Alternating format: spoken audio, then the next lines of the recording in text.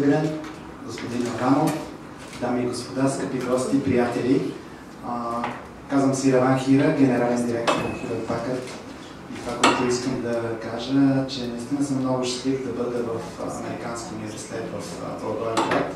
Искам също така да благодаря и на нашия партньор Parafol, една от водещите компании в България, именно в предоставяне на модерни средства за комуникация, модерни информационни решения.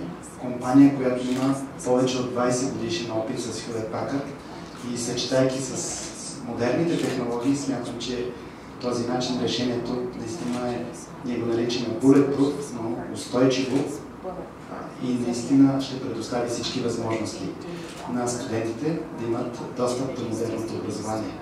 Това, което искам да кажа, че за Хюлет Пакард имаме сантиментална стойност да бъдем в Американски университет, да сме близко до университетите, защото нашата компания е започнала точно от резултат на много добро партньорство между студентите и преподавателите.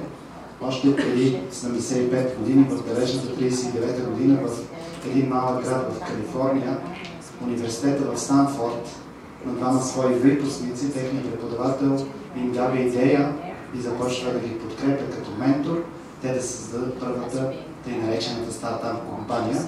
Тогава двама млади студенти, наречени Бил и Дейвид, стартират в един гараж с един капитал от $500, започват един бизнес и почнат да създават продукти на базата на знанията, които са получили в университета. Тези продукти започват наистина за своите времена са иновативни и започват да се развиват и съответно да намират своя път и да пробиват в иновациите и в Съединените щати. Така че днес тази компания от $500 от двама човека се казва Хюлет Пакард и има над 170 милиарда оборот в цял свят. Тази компания само в България има над 6000 служители и тази компания днес произвежда една от водещите технологии в информационните технологии. Но историята е, че тя започва именно от университета, именно от студентите, именно от връзката между преподавателите и студентите.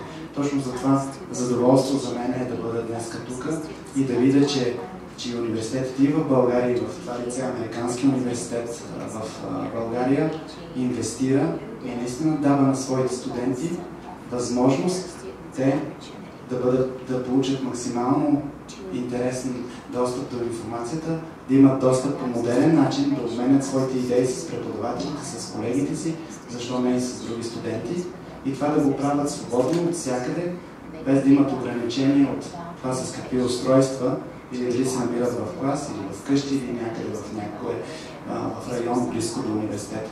Така че поздравления, наистина с този проект ние гледаме как модерните технологии могат да помогнат на образованието. Така че поздравления още веднъж на университета за инвестициите.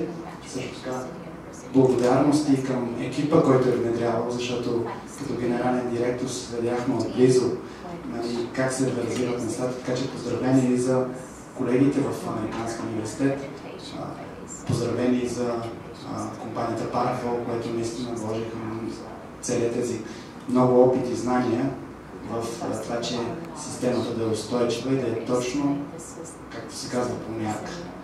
Пожелавам на студентите да я ползват с задоволство. Наистина това е една система и една, ако мога да кажа, възможност, която им отваря много врати да бъдат още по-успешни. И дай Боже, и от тук да започне някакъв нов стартап, който след 75 години да бъде световна компания. Благодаря ви.